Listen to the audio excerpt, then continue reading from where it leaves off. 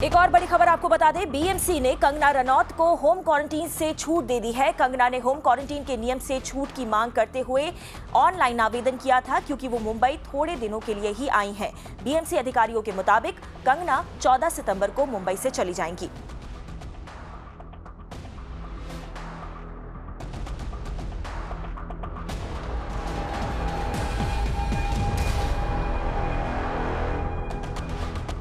और महाराष्ट्र सरकार और कंगना रनौत के बीच विवाद बढ़ता ही जा रहा है। कंगना रनौत के दफ्तर के बाद बीएमसी की नजर अब उनके फ्लैट पर बनी हुई है। बीएमसी ने सोमवार को कोर्ट में नई अपील दायर करके इसे तोड़ने की इजाजत मांगी है। बीएमसी ने आरोप लगाया कि कंगना जिस फ्लैट में रहती हैं उसमें अवैध रूप से 8 बदलाव किए गए हैं। बीएमसी का कहना है कि साल 2018 में कंगना ने नियमों को तोड़कर ये बिल्डिंग तैयार की है। दिशा हमारे साथ लाइव जुड़ रही और ज्यादा जानकारी के साथ। दिशा, कल हमने देखा था दिन भर जो ये बड़ा ड्रामा चला था, पहले बीएमसी की टीम कंगना के दफ्तर पहुंची, उसका एक हिस्सा ढहा दिया, उसके बाद कंगना पहुंची मुंबई और उन्होंने एक खुली चुनौती दे डाली उद्धव सरकार को। और अब मगर ऐसा देखने को मिल रहा है कि बीएमसी पीछे हटने वाली नहीं है, अब उनकी नजर कंगना के फ्लैट पर है।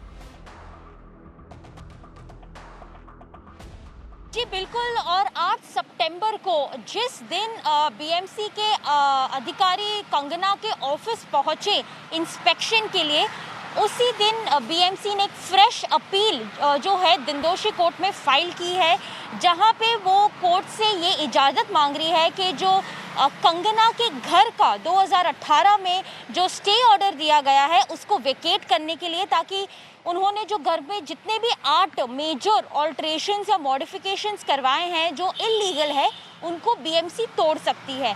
अब इसके बैकग्राउंड ये है गौरी कि 2018 में एक नोटिस जो है बीएमसी की तरफ से कंगना के रेसिडेंस जो जहां खार में रहती हैं वहां पे उन्होंने दिया था, ये कह के कि उन्होंने अपने घर पे 8 से ज़्यादा जो है मेजर ऑल्ट्रेशंस करवाए हैं, कंस्ट्रक्शंस करवाए हैं, मॉडिफिकेशन करवाया है जो कि इलीगल है और बीएमसी की परमिशन नहीं ली गई थी।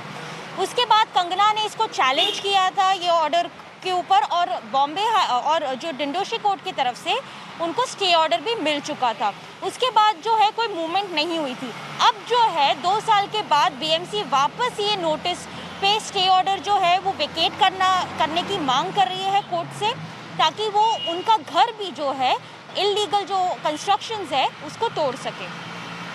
जी बिल्कुल। और दिशा, इन सब डेवलपमेंट्स के बीच में एक बड़ा सवाल जो लगातार उठाया जा रहा है वो ये है कि आखिर बीएमसी को इन सारे इरेगुलरिटीज़ की याद अब क्यों आ रही है? क्योंकि कंगना के साथ उद्धव सरकार की ठनी हुई है, इस वजह से क्या ये बदले की कार्रवाई के तौर पे देखा जाए? क्योंकि कंगना तो यही आरोप लगा रही है कि उनसे बदला लिया जा रहा है।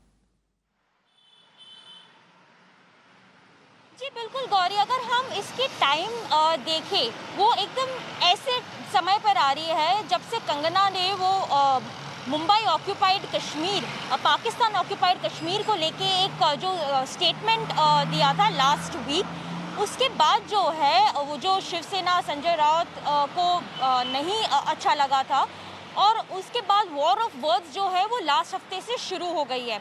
और कंगना के लॉयर का यही क्लेम है और मानना है कि इसमें उनको सिर्फ टारगेट किया जा रहा है क्योंकि उन्होंने प्रशासन के खिलाफ जो है वो आवाज़ उठाई है, जो कि ऐसा नहीं होना चाहिए। अगर इलीगल ऑल्ट्रेशंस के बारे में 2 साल पहले अगर एक स्टे लग गया था उनके घर के लिए, तो तभी कुछ बीएमसी को करना चाहिए था।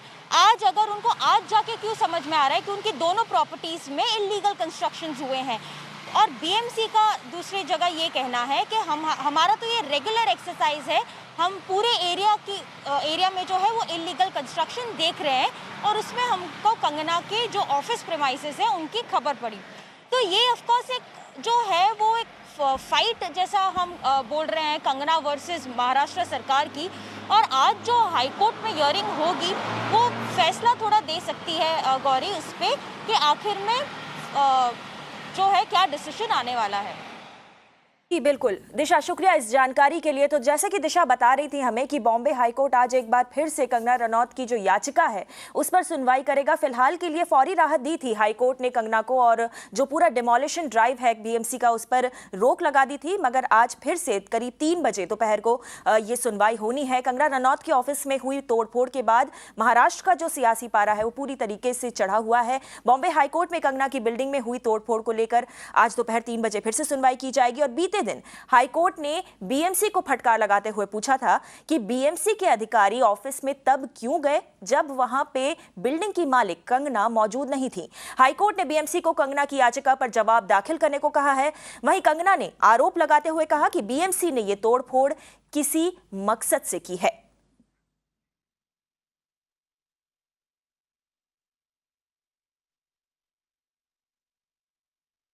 और कंगना रनौत के ऑफिस में हुई तोड़फोड़ को लेकर एनसीपी चीफ शरद पवार ने बयान देने के कुछ देर बाद ही सीएम उद्धव ठाकरे से मुलाकात की। सूत्रों के मुताबिक इस बैठक में कंगना के ऑफिस में हुई तोड़फोड़ पर भी बात की गई।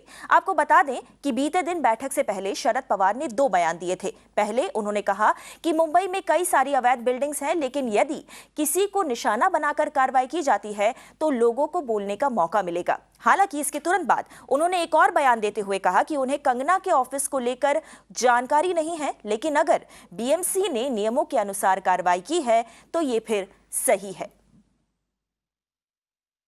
मुंबईमध्ये बेकायदेशीर बांधकाम ही फार नवीन गोष्ट असंही नाही, त्यामुळे खूपदा अशी म्हणजे सध्याची पार्श्वभूमी लक्षात घेताना कारवाई जर केली तर लोकांच्या मनात शंकेला संधी आपण देतो।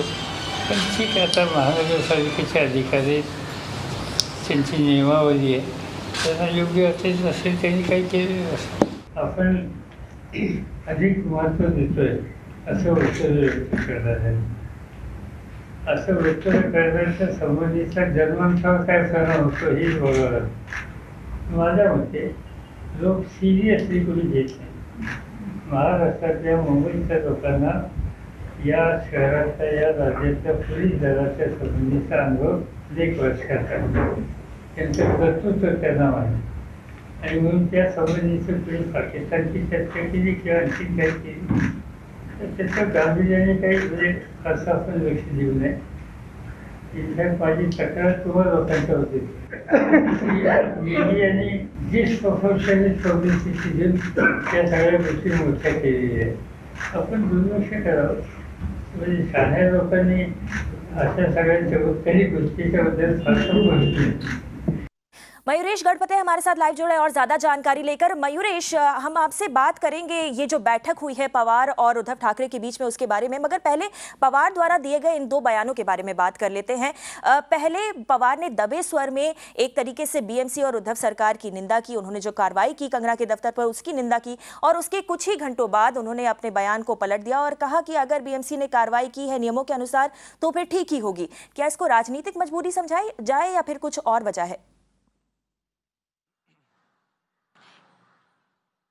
जी, क्या वजह है वो पवार ही जान सकते हैं, लेकिन जैसे आपने कहा कि ये जो 2 बयान है जिसमें पहले पवार ने कहा कि जो टाइमिंग है उसके ऊपर सवाल उठा सकते हैं लोग, क्योंकि मुंबई में इलीगल कंस्ट्रक्शन जो है, अनधिकृत कंस्ट्रक्शन जो है वो कुछ नई बात नहीं है, बरसों से हो रहे हैं, लेकिन टाइमिंग के ऊपर जो है वो सवाल उठा सकते हैं। लेकिन उसके बाद आगे चलते हुए उन्होंने कहा फिर से कि अगर बीएमसी ने कुछ कार्रवाई की है तो उन्हें कुछ ना कुछ तथ्य तो सामने आए होंगे। इलीगल कंस्ट्रक्शन के कुछ उनको पैरामीटर्स में अगर वो बैठते हैं तभी उनके ऊपर कार्रवाई की होगी, और इलीगल कंस्ट्रक्शन के उनके पास प्रूफ रहेंगे इसलिए कार्रवाई की होगी।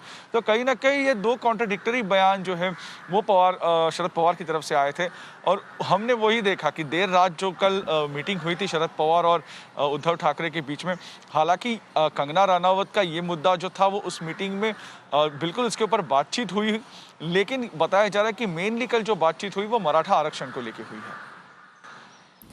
जी, मगर सूत्र बता रहे हैं ऐसा कि मयूरेश, कंगना के ऊपर जो कार्रवाई की गई है बीएमसी द्वारा उस पर भी शरद पवार और उद्धव ठाकरे के बीच में चर्चा हुई है। क्या इसके बारे में कुछ भी जानकारी है? उस बैठक के बारे में क्या बात हुई है कंगना को लेकर? जी, सूत्रों के अनुसार शरद पवार जो है उन्होंने बेसिकली अपना स्टैंड बताया कि क्यों उन्होंने ये स्टेटमेंट किया था या ये स्टेटमेंट करने के पीछे क्या उनकी भावनाएं थी। वही सिर्फ उन्होंने उद्धव ठाकरे को ब्रीफ में बताया। बाकी जैसे मैंने कहा कि कंगना रनावत का मुद्दा जो था वो बिल्कुल दोनों के बीच में डिस्कस हुआ, लेकिन इतना डिटेल डिस्कस नहीं हुआ क्योंकि कल का मेजर फोकस जो था वो पहले उन्होंने जो डिस्कस किया वो था मराठा आरक्षण का मुद्दा और बाकी के जो पॉलिटिकल एजेंडा थे वो। लेकिन जैसे हमारे सूत्र इंडिकेट कर रहे थे, जैसे हमारे सूत्रों ने कल हमें बताया था कि पवार ने एक बार फिर से अपना स्टैंड, शरद पवार ने अपना स्टैंड क्लियर किया कि क्यों उन्होंने ऐसा स्टेटमेंट किया और क्या भावनाएं थी उनके इस स्टेटमेंट के पीछे। जी शुक्रिया मयूरेश इस पूरी जानकारी के लिए।